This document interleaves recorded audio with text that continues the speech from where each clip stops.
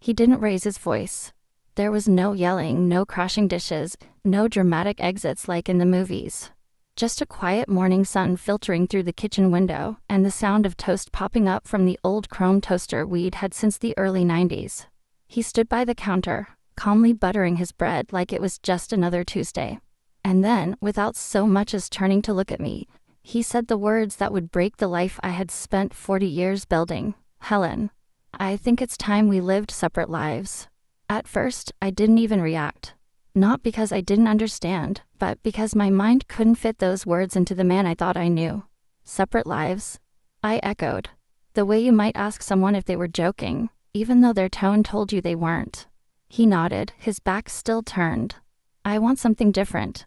Something new. And in that moment, time slowed. The air in the room thickened.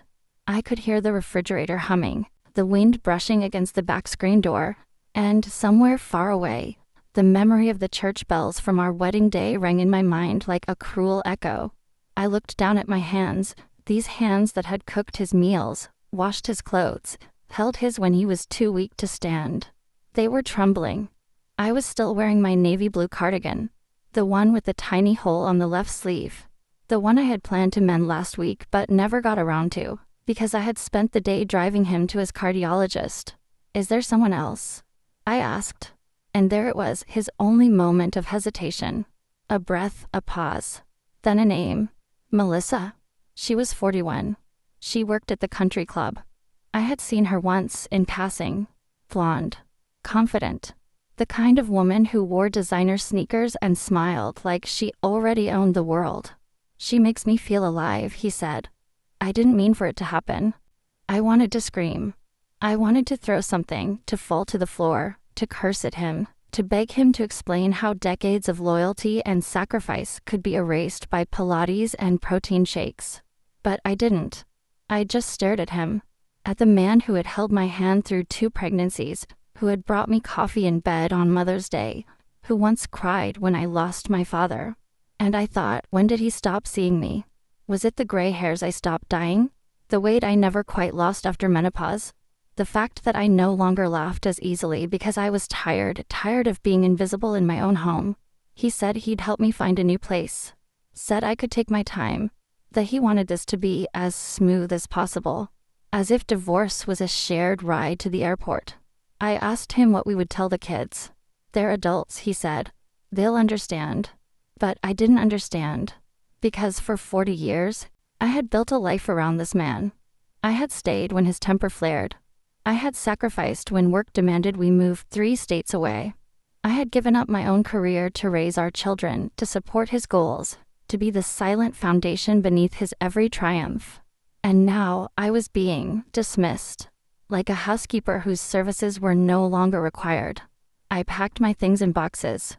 One for clothes, one for books, one for memories I wasn't ready to confront, photographs, anniversary cards, the pressed flower from our honeymoon. Each object was like a goodbye I hadn't prepared for. I found a studio apartment not far from our old church. It was small, with peeling paint and a leaky faucet. But it was mine. My name on the lease. My hands arranging the furniture. My silence no longer shared. The first few nights, I couldn't sleep. I lay awake, listening to the emptiness. Wondering how a life so full of noise, of children's laughter, late-night conversations, his snoring could end in such profound stillness. I started writing in a journal. At first, just a few lines a day. Then pages. Then entire entries pouring out like rain. I wrote about the first time we kissed under the maple tree. About the nights he held me after bad dreams. About the time I miscarried and he didn't know how to hold me, so he just sat beside me in silence. I wrote about everything we were, and everything we weren't. One day, I passed by a mirror and barely recognized the woman staring back. She had sadness behind her eyes, yes, but also strength. The kind of strength you only discover when the person you depended on is no longer there. I realized something. I had spent so much of my life being his wife, his helper, his supporter, that I had forgotten how to just be me. And now, in the quiet of my new home, I had a chance to meet that woman again. The one who used to sing in the kitchen. The one who dreamed of writing short stories. The one who had opinions, desires, passions, all buried beneath the weight of being what someone else needed. He didn't call much. Just once or twice, about logistics. Our son came to see me, confused and hurt. "I don't understand," he said. "You two were everything to us." I didn't know how to explain that sometimes. Even everything isn't enough for someone chasing something new. One morning, I stood at my window, watching the lights spill over the rooftops. I held my cup of tea, and I let myself feel it. Grief, yes, but also a strange, blooming freedom.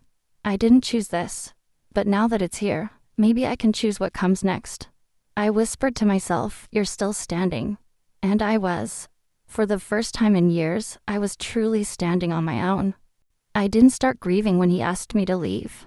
I started grieving when I looked back at the life I had given up piece by piece, year after year, until there was almost nothing left that belonged solely to me. You don't notice it at first. The surrender is slow, polite, almost invisible. You give up the little things: your seat by the window, your Sunday morning sleep-ins, your favorite mug when his breaks. Then it becomes your routines, your hobbies, your solitude, your voice. Somewhere along the way, you trade your selfhood for peace, for comfort, for the illusion of forever. I was 22 when we got married.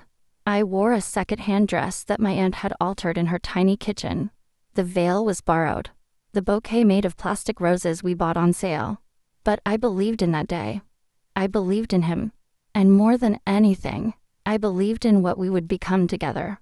I had dreams once. I wanted to be a teacher. I was good with kids.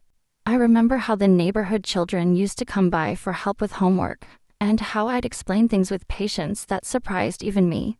But we moved a lot. David's work kept shifting. Promotions, relocations, better opportunities, always for him, never for us. Every time I tried to restart my certification, we moved again. Next year, I told myself. And then next year became next decade. By the time I was 30, I had 2 children, a mortgage, and a man who needed dinner on the table at 6. I told myself I was lucky. And maybe I was. He never hit me. He didn't drink. He worked hard, paid the bills, came home every night. That's supposed to be enough, right? That's what they tell you. Be grateful. Don't complain. Marriage isn't perfect. But what they don't tell you is that dying a little inside every day is still dying. I gave up my body to pregnancies that stretched me beyond recognition. I gave up my nights to colicky cries and school projects made with glue and sleep deprivation. I gave up vacations to pay for braces and new dresses so he could buy new suits. And I did it willingly. Out of love. Out of duty. Out of habit. I was the glue. The invisible thread holding everything together.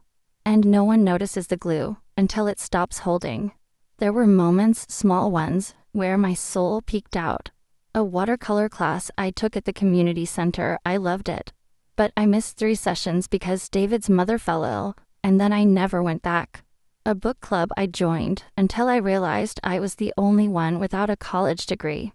A part-time job at the forest that ended when my daughter needed me to babysit every afternoon.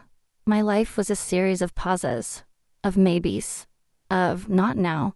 And then suddenly, 40 years had passed. One day, I found an old journal in a box. I had written in it before we got married.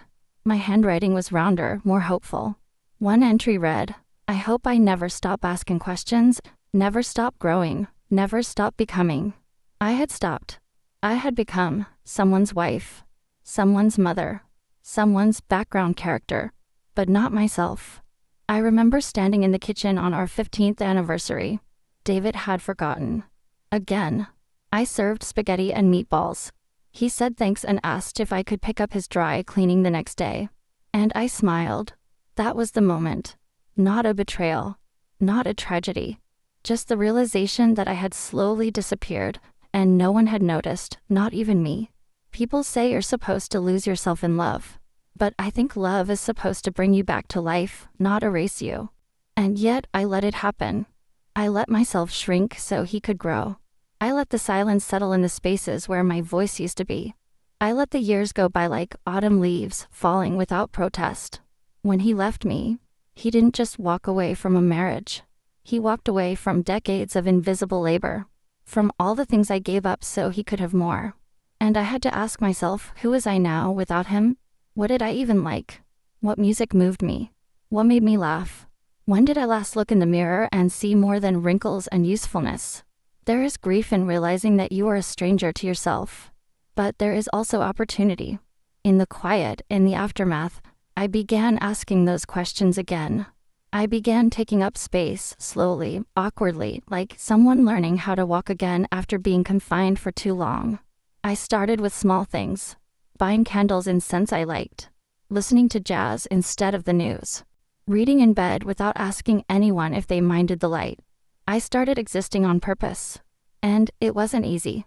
There were days when I missed him. Not the man who left me, but the one I remembered from the early years. The man who danced with me barefoot in the kitchen.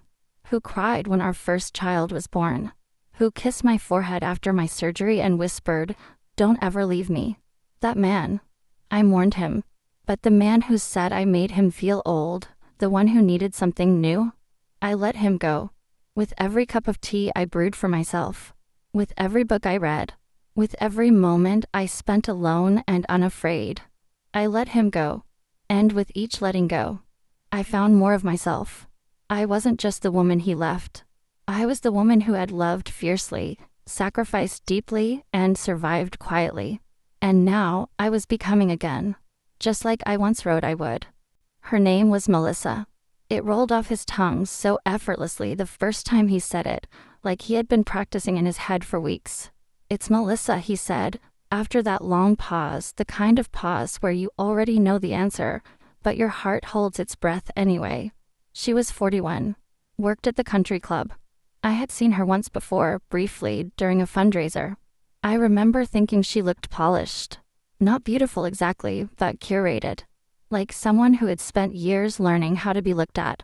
Her makeup was immaculate, even at midday. She had a small, efficient smile that didn't quite reach her eyes. And a laugh that seemed designed for male approval. He said she made him feel alive. That with her, he felt young again. That she laughed at his jokes, listened to his stories like they mattered. That she didn't see him as old or routine or worn out. I listened. I nodded. I did not scream or throw anything or fall apart. But inside, a storm raged. Not because he loved someone else. No, that wasn't the hardest part. The hardest part was realizing that somewhere along the way, I had become the wallpaper in his life. Familiar, faded, unnoticed. I had been the keeper of calendars, of dental appointments, of grocery lists, and clean socks. I had known his blood pressure better than he did. I had memorized the way he liked his toast, and the exact temperature of his shower.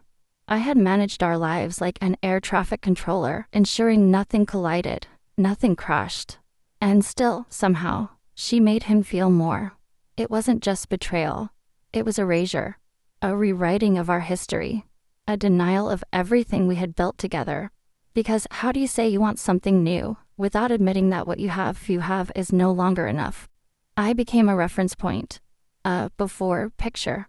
The dull presence that made his after seem so exciting. He said she didn't nag. That she listened. That she admired his drive. I wanted to ask him, did she admire the man I built? The man I supported through every job change, every late night, every doubt? Did she ever hold him through a panic attack? Wait up at 2 a.m. for the sound of his keys in the door? Did she pick out the frames for his reading glasses? Learn how to cook his mother's stew exactly the way he liked it? Or did she simply enjoy the version of him that I had helped create, now handed to her without credit, like a gift? He told me he didn't mean for it to happen. That it was unexpected. Unplanned, that it just felt right. I have always found that phrase so cruel. It felt right. As if what I gave 40 years of my life felt wrong. I remember staring at the way he twisted his wedding ring, absent-mindedly, as he spoke. He didn't even realize he was doing it. Turning it over and over, like a coin he wasn't sure he wanted to spend anymore. I wondered if she had asked about me. If she had said things like, "I hope this won't hurt your wife too much." Or if I was just a shadow, an obstacle to be gently stepped around on the way to her happiness. Did she know about our vacations to Maine, the ones I planned down to the last detail? Did she know about the day he broke his ankle on the ice, and I carried everything for 2 months without a word of complaint? Did she know about our son's graduation, where we held hands the entire time? Probably not.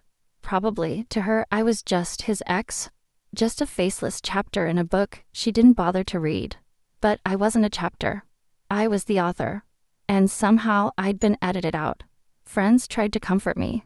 Said it happens. Midlife crisis. Men chasing youth. At least he didn't lie about it, they said. At least he's being honest now. As if honesty, when delayed by decades, is noble. As if breaking someone gently is any less of a break. And still, I didn't hate her. Isn't that strange? I resented her, yes. I resented what she represented, everything I was told to stop being. Youth. Spontaneity. Mystery. I had traded all of that for reliability. For steadiness.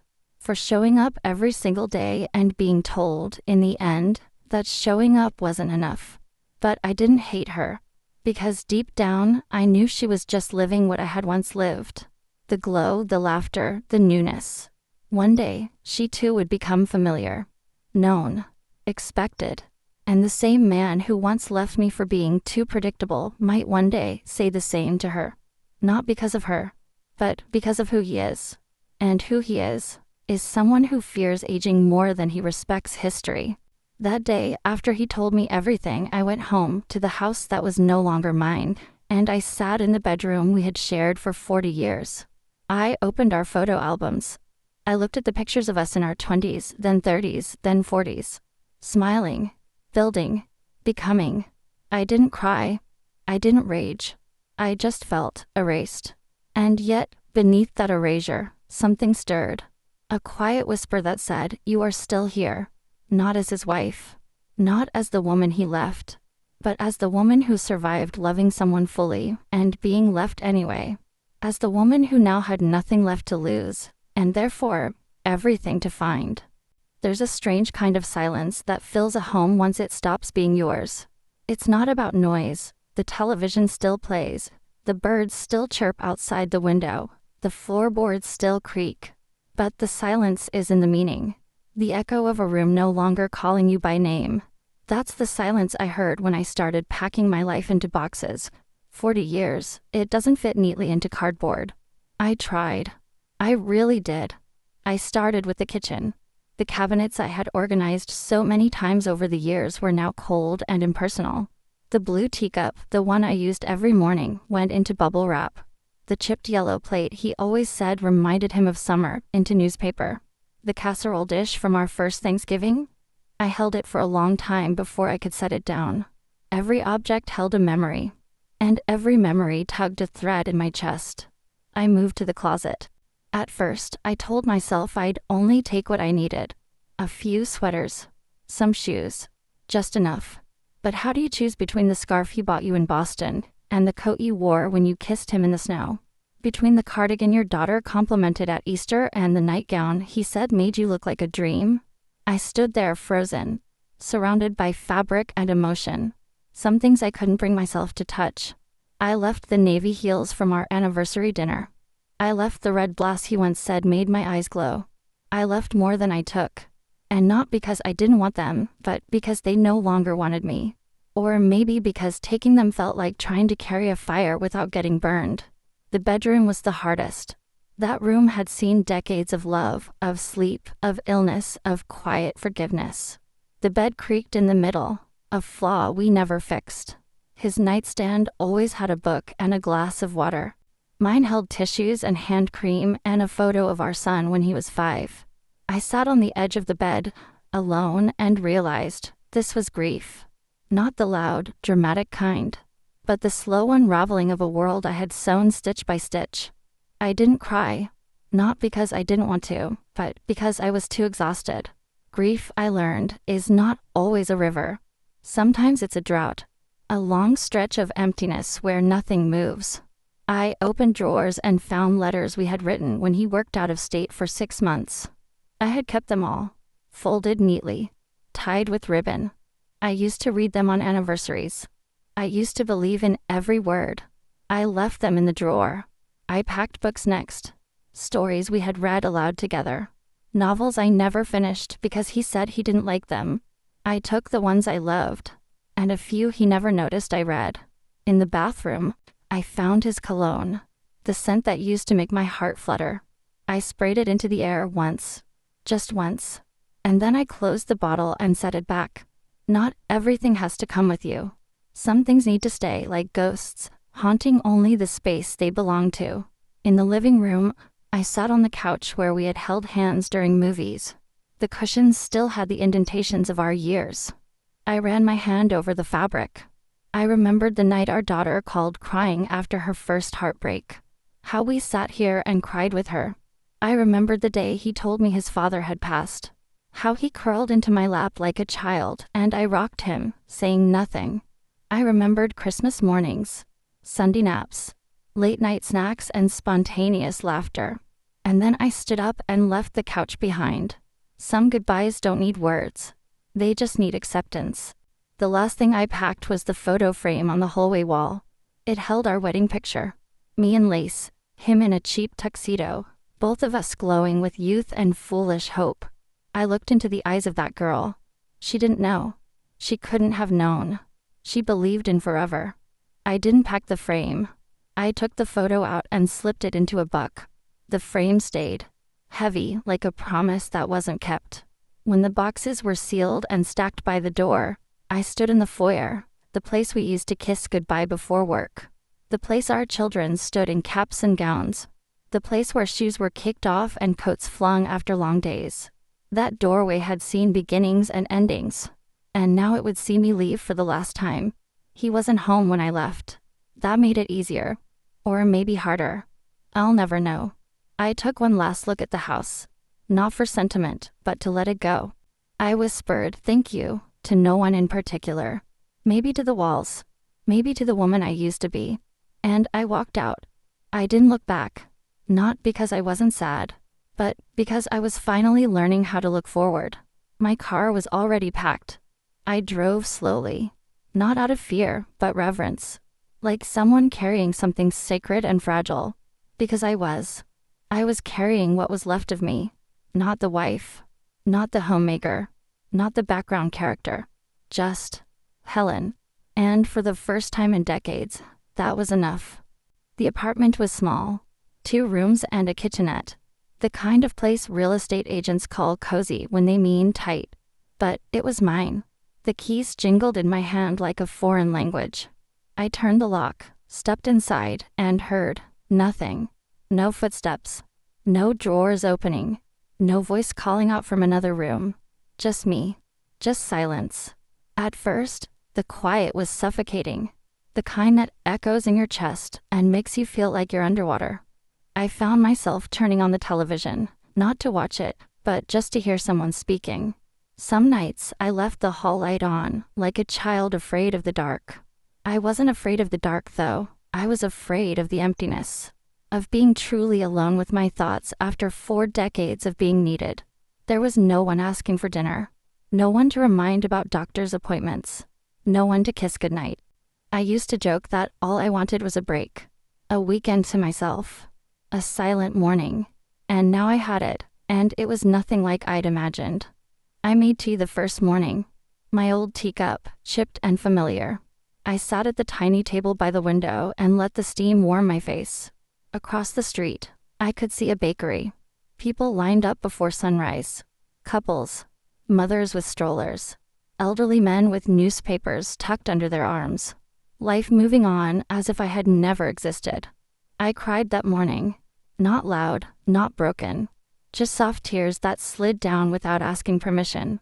It wasn't just about him. It was about all the versions of myself I had lost along the way. The 20-year-old who believed in fairy tale endings. The 30-year-old who gave up her dream job to raise babies. The 40-year-old who smiled through every dinner party. The 50-year-old who waited up late to talk about nothing with a man who had already emotionally left. I grieved all of them. I grieved the life I thought I had. But after grief comes stillness. And after stillness, sometimes, comes space. It started with music. I played records I hadn't listened to in years. Nina Simone, Carole King, Ella Fitzgerald. I danced alone in the living room, barefoot, the way I used to before the kids were born. Then it was books. I went to the library down the street and checked out 5 at once. I read every night, wrapped in a blanket, my glasses sliding down my nose, the words warming something inside me I didn't know was cold. I planted herbs on the windowsill. Basil, mint, rosemary. They made the kitchen smell alive. I started taking walks. At first, just around the block. Then farther. I watched the seasons change, really watched.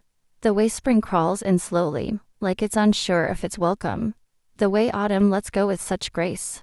I saw mothers shouting after toddlers. I saw teenagers kissing behind trees. I saw old women with tote bags full of fruit. And I thought, they don't know my story. They don't know I was left. They don't know I'm rebuilding. And that anonymity was a gift. I enrolled in a watercolor class at the community center. My hands trembled the first time I held the brush. The instructor said, "There are no mistakes here, just new directions." I nearly cried at that. I painted sunrises and coffee cups and empty chairs. I painted without asking if it was good. I painted for myself. For the first time in years, I felt something shift inside. A quiet strength. A whisper, "You are not finished yet." I started journaling again. Not like when I was young, not with dreams and plans, but with observations. With gratitude. With honesty. I wrote about how healing isn't a straight line. How some mornings I still woke up expecting to hear his footsteps. How some nights I dreamed of the past and woke up grieving the dream. But I also wrote about the small victories. Learning how to change a light bulb. Fixing a leaky faucet. Cooking dinner for one and making it beautiful anyway. I found that I wasn't lonely. I was simply unaccompanied. And there's a difference. I met people. Slowly. At the market. At the library. In class. Other women with silver hair and soft voices. Some were divorced. Some were widowed. Some had never married. We shared stories over tea. Laughed over little things. Cried when someone mentioned their children hadn't called in weeks. I realized I wasn't the only one who had given too much. Who had loved quietly and been forgotten loudly. There is something sacred in the company of women who have survived disappointment. They don't offer cliches. They offer presence. One evening, I walked past a mirror and caught my reflection. My hair was longer. My posture straighter. My eyes, different. Not sad. Not bitter. Just real. I stood there and whispered to myself, "Look at you." Not as praise. Not as vanity. But as recognition. I had made it to 63. I had been left behind, yes, but I had not stayed behind. I had moved. Changed. Softened and strengthened all at once. I didn't know what would come next. But I knew one thing with certainty. I would face it as myself. Not as someone's wife. Not as someone's afterthought. But as Helen whole, wounded, wise. Rebuilding at 63 was not glamorous. It was not Instagram-worthy. But it was holy. Every day I woke up and chose to stay in my own life, in my own body, in my own company, was a quiet revolution. And I was just getting started. It had been almost 9 months since I moved out. 9 months of silence. Of new beginnings stitched together with old scars. I hadn't heard from him since the paperwork was finalized, just signatures on cold documents that ended what 40 years of life had written. We had become strangers, held together only by fading photos in our children's homes. Until that call. It came on a Wednesday. Late morning. I was in the middle of repotting the basil plant on my windowsill. The phone rang once, twice, and for a moment I considered not answering. I didn't recognize the number. But something in me, a pull, an ache, a habit, told me to pick up. The voice on the other end wasn't his. It was our daughter. Her tone was sharp, rushed, but laced with a familiar quiver. "Mom, it's Dad." He collapsed. "They think it's a stroke." I didn't speak right away. My hands froze mid-motion, fingers buried in soil. "He's in ICU," she added. "They don't know yet how bad it is." My breath caught. Stroke. The word felt heavy in my chest. We had always known it might happen. His father had one. His brother. It was the shadow we never spoke of but always sensed lurking behind every headache. "They need someone there," she said, softer now. "She left him, Mom." The other woman. Melissa. She's gone. My mind couldn't keep up. I stood there, staring at the wall, soil drying on my hands, hearing the echo of a life I no longer lived. He asked for you, she said. That part hit something I didn't know was still alive. I drove to the hospital in silence. No music. No thoughts I could hold on to long enough to finish. Just the sound of tires against asphalt and the growing thump of my heart against my ribs. I didn't cry. I didn't pray. I just drove. When I walked into the hospital room, he looked small. Smaller than I'd ever seen him. Machines beeped steadily. His face was pale, slack on one side. His eyes fluttered open when he heard my name. And for the first time in years, he looked at me like I mattered. Helen. His voice was raspy, almost a whisper. There was fear in it. And shame. I nodded. Said nothing. I sat in the chair beside him and folded my hands in my lap. The silence was thick. Not hostile. Just heavy. He tried to speak again, but the words came out broken, tangled. So I reached for the cup of water by the bed and helped him drink. Our hands brushed. His trembled. Mine were steady. I'm sorry, he croaked eventually. 2 words. So late. So small. So large. I didn't respond. Not because I didn't feel something, but because too much was inside me to find the right piece to pull out first. I watched him fall asleep. His chest rising and falling. The man I had loved, resented, grieved, and now pitied. Not in a cruel way, but in the way one pities a fallen monument, something that once stood tall but could no longer carry its own weight. The nurse came in and asked who I was. I said, his wife, before I could stop myself. She nodded and handed me a clipboard. Next of kin, she said gently. I signed it. Not because I had to, not because anyone asked me to, but because no one else had. That night, I sat by his side as the machines beeped into the dark. I watched the moonlight cast faint shadows across the linoleum floor. I thought about everything, the betrayal, the boxes, the broken dreams. But I also thought about the time he sang to me in the kitchen. The way he cried when our son was born. The way we used to dance cheek to cheek to that old Sinatra record. We were not only our worst moments. We were also our best ones. And maybe I could hold both. Maybe I could be the woman who was left and still choose to show up.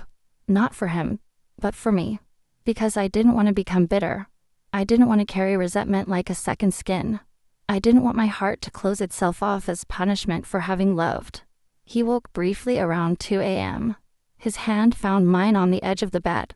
Why did you come? He asked, eyes glossy. I looked at him for a long time before answering. Because I know what it's like to be alone, I said. And that was the truth. I wasn't there to fix things. I wasn't there to pretend nothing had happened. I was there because once, for a very long time, we were each other's home. And part of me still knew the way back to that door, even if I didn't want to live there anymore. In the following days, I visited often. I brought him books, helped him eat, talked to doctors, sat in silence. He cried once, the kind of cry that shakes a man's pride. You didn't deserve what I did to you, he said. And I believed him. But I also knew that apology didn't erase the past.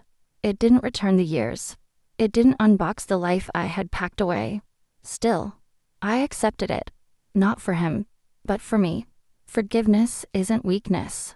Sometimes it's the strongest thing you'll ever do. And it doesn't always mean reconciliation. Sometimes, it's simply a choice to stop carrying a weight that never belonged to you in the first place. That week, I walked out of the hospital more tired than I had ever been, but lighter. Like something in me had been released. Not erased. Not forgotten. But set free. I stood at his hospital bed for hours, watching the man I once knew fade in and out of sleep, tangled in tubes and machines that hummed and clicked like the slow ticking of borrowed time. He looked smaller now. Older. Not just from the illness, but from something deeper, the weight of regret, perhaps. Or maybe the unraveling of a life built on the assumption that there would always be more time. The room smelled like antiseptic and loss. I sat in the same chair each day, the vinyl cracked in the corners. I brought small things, a book of poems, a soft blanket, lotion for his dry hands. I didn't ask if he wanted me there. He didn't ask why I kept coming. We both knew that words weren't the point anymore. It was presence. Quiet, constant presence. One day, as I was helping him sip broth from a cup, he whispered, "I don't deserve this." I looked at him, his sunken cheeks, the guilt in his eyes, the tremor in his voice, and I felt something I hadn't expected. Not pity, not resentment, but clarity. "No," I said gently. "You don't. But it's not about what you deserve." He blinked. "Then why?" I paused, resting the cup on the tray. "Because I can still choose who I am. And I choose to be the kind of woman who doesn't let bitterness win." He stared at the ceiling for a long time after that. I don't know what he was thinking. Maybe about Melissa. Maybe about me. Maybe about all the versions of himself he never became. That night, the nurse asked if I wanted to go home. Visiting hours had technically ended. I looked at the clock. 10:15. I should have left. But I stayed. I pulled the chair close, leaned back, and let the steady rhythm of the heart monitor lull me into a strange calm. In the dim light, I remembered our first apartment. A shoebox with cracked windows and thin walls. We used to fall asleep listening to the neighbors argue upstairs. He would pull me close and say, "Let's never be like them." We became them. In quieter ways. In smaller hurts. But the distance came just the same. He had a small notebook on the table beside him, the kind the hospital gives you to write with during recovery. His handwriting was shaky, barely legible. But one line stood out. "I ruined what mattered most."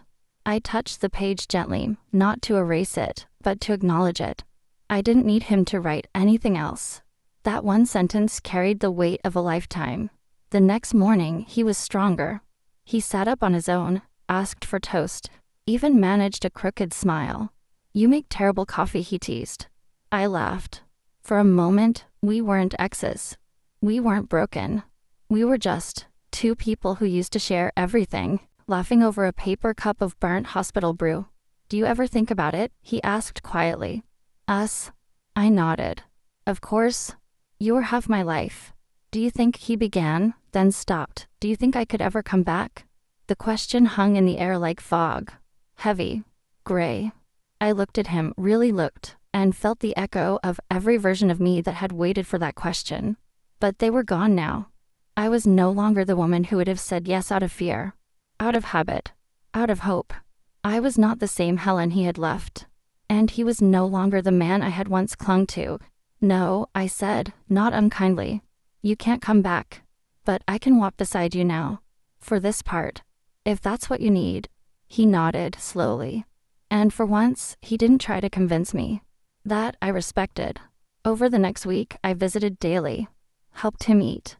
Listened to his silences. Brought newspapers. Played soft music. We didn't talk about the past much. The apology had been made. The forgiveness given. What remained wasn't about blame. It was about being human, fragile, flawed, still deserving of comfort in the end. One afternoon, he asked me to read to him. I chose a poem. Something quiet. Something about rivers and time. As I read, he closed his eyes and breathed evenly.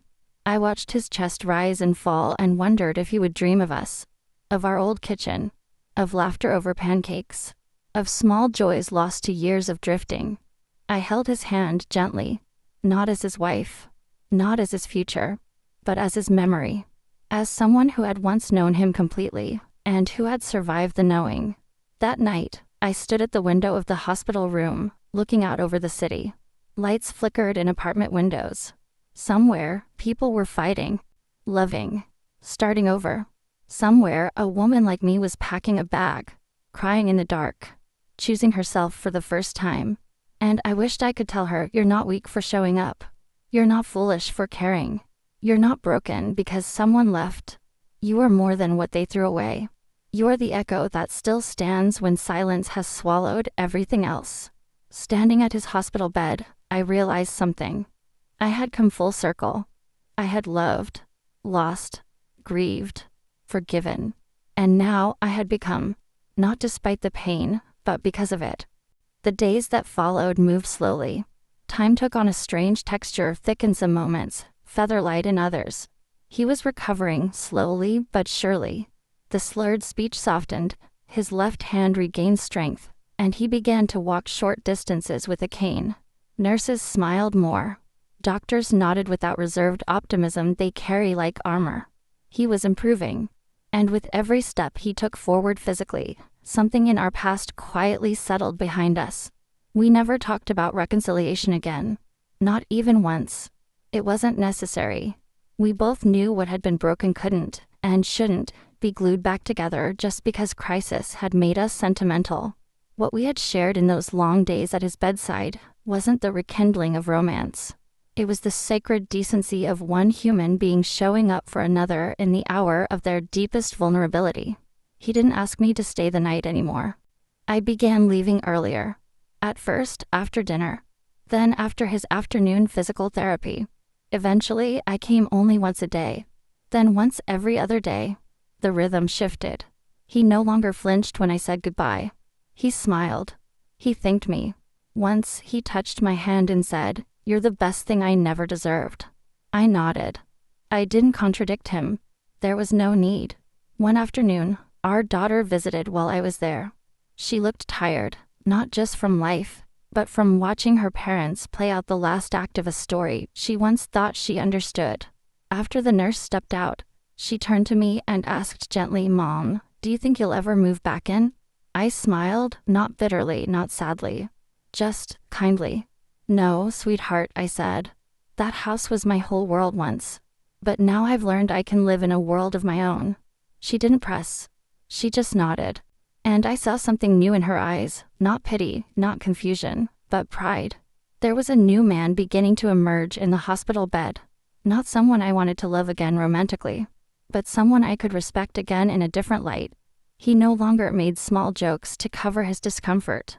He no longer complained about minor inconveniences. He thanked the nurses. He asked questions with real interest. He even started reading again books he used to claim were too slow. He was softening. Maybe because the body no longer let him hide behind speed and certainty. Or maybe because the woman he had abandoned had come back, not with anger, but with quiet strength, and that, more than any lecture, had humbled him. Sometimes we sat and talked about the kids. About the dog we used to have. About the beach trip where we forgot the tent and slept under the stars. Once, we talked about death. "Do you think," he said, looking out the window, "we get remembered for how we end?" I thought about that for a long moment. "Maybe," I said. "But I think we get forgiven for how we choose to end." He nodded, eyes shining. "Then I hope I'm choosing better now." I didn't reply. Because he was. Not in grand gestures, but in the small, consistent ways that matter most in the final chapters of a life. One evening, I brought him a framed photograph. It was from our 30th anniversary, the one where the kids surprised us with dinner and cake. We were laughing in the picture. Caught mid-laughter, actually. Not posed. Real. Alive. "I thought you might want to remember the good," I said. He held it for a long time. "I thought you'd burned all the photos," he whispered. "No," I said. "I boxed them. That's not the same as throwing them away." And that became the metaphor for us. Boxed, but not burned. Stored, but not erased. A shared life that could still be honored, without needing to be relived. After 2 weeks, he was cleared for discharge. Our son picked him up. I didn't ride with them. I stood by the hospital entrance as the car drove away, my coat wrapped tight against the chill. I didn't cry. I didn't smile. I just stood in stillness, honoring the weight of what we had walked through, together, but separately. That night, back in my apartment, I lit a candle. Lavender. My favorite. I poured a glass of red wine. I played Nina Simone. I wrote in my journal, "I am not returning. But I am not bitter. I am not broken. I am not in love. But I am still loving." I had helped him heal. And in doing so, I had healed something in myself I didn't even know was still raw. The part that believed being left meant being worthless. The part that still longed for closure in the form of reconciliation. But closure had come in a different form, a quiet ending full of dignity, without drama. The following morning, I woke up, opened the window, and took a deep breath. The air was cool, clean, new. And for the first time in many years, I felt light. Not because something had been added to my life, but because something heavy had finally been set down. The invitation came a week after he returned home. A simple card in the mail, handwritten in shaky penmanship. It read, "I'm hosting a small dinner. Just the kids, a few close friends. I'd like you to come. No pressure. No plea. Just a quiet gesture, a door held open, not pushed." I stared at the card for a long time. It sat on my kitchen table, next to the bowl of oranges I had bought the day before. I had built something beautiful here, a life held together by small joys. Silence that no longer hurt. Solitude that felt like choice, not punishment. And I had learned, painfully and slowly, that not every door you walk through needs to become your home again. I didn't go. I sent back a note. Kind. Honest. Thank you for the invitation. I'm glad you're doing better. I wish you peace and love in the years ahead. That was all. I didn't need to attend to prove anything. I had already done the hardest thing. I had shown up when it mattered most. Now it was time to choose myself. The choice wasn't dramatic. It didn't involve slamming doors or final words. It was quiet, like most meaningful choices are. I woke up one morning and knew I wouldn't go back. Not even to visit. Not because I was angry, but because that chapter was closed. He had been my husband, my heartbreak, my history, but he would not be my future. I began to say it out loud when people asked. No, I'm not going back. I'm moving forward. Alone, but not lonely. Some people looked surprised. Others, especially women, nodded with understanding that came from their own unspoken stories. I started making new plans. A trip to the coast with a friend from my watercolor class. A memoir writing workshop in town. Even looked at community volunteer work. Not because I needed to be busy, but because life was opening up and I wanted to walk toward it. One day, I passed by the old house. I hadn't planned to. I was taking a different route home and found myself turning left instead of right. There it was, our house. His house. Still the same faded shutters. The same worn mailbox. I didn't stop. I didn't slow down. I just looked once, like acknowledging an old scar. Not to relive the pain, but to honor the healing. That evening, I stood in front of my mirror and took myself in fully. I was 63. My skin was softer. My eyes had lines that told stories. But my posture was strong. My breath was steady. I smiled at my reflection and whispered, "You did not let it break you." That's what this was about in the end. Not proving him wrong. Not rewriting what happened. But proving to myself that I could endure something I once thought would destroy me, and still choose kindness. Still choose beauty. Still choose life. In the quiet hours of the evening, I lit a candle and sat down to write in my journal. Today I said yes to the rest of my life. Not to what was. Not to what could have been. But to what still is and what might yet become. I closed the journal gently. The flame flickered beside me. I felt no regret. Just peace. And for the first time in a long time, I understood. I didn't just survive. I had grown. I had grieved. I had forgiven. And then I had chosen. I had chosen not to return to a house that once held me, but now held only echoes. I had chosen not to reopen wounds disguised as nostalgia. I had chosen to carry love without carrying the person who dropped it. That was my choice. That was my freedom. Sometimes, late at night, when the city quiets and the sky leans close to the windows, I ask myself a question I never say aloud. Was I a fool? Or was I free? I wonder what people think when they hear my story.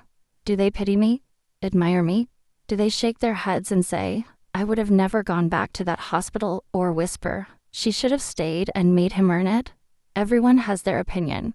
But the truth is, no one lives your heartbreak but you. No one wakes up in your silence. No one breathes in your ache. No one rebuilds your soul piece by trembling piece. Only you. I know what I did. I showed up for someone who had walked away from me. Not because I was weak, but because I was whole. There is a kind of strength that doesn't roar. It doesn't demand applause. It simply arrives, sits quietly beside pain, holds its hand, and says, you don't get to have the last word. He wasn't my ending. He was just a chapter, long, tangled, complicated, but not the last one. Not even the best one. The best one, I think, is this one. The part where I learned to choose myself, to take up space, to breathe without waiting for someone else's permission, to be loved, not for what I give or fix or endure, but simply for existing. There's beauty in the broken. There's power in the soft. And there's something holy in not letting someone else's mistake become the definition of your worth. I am not bitter. I am not ruined. I am not ashamed.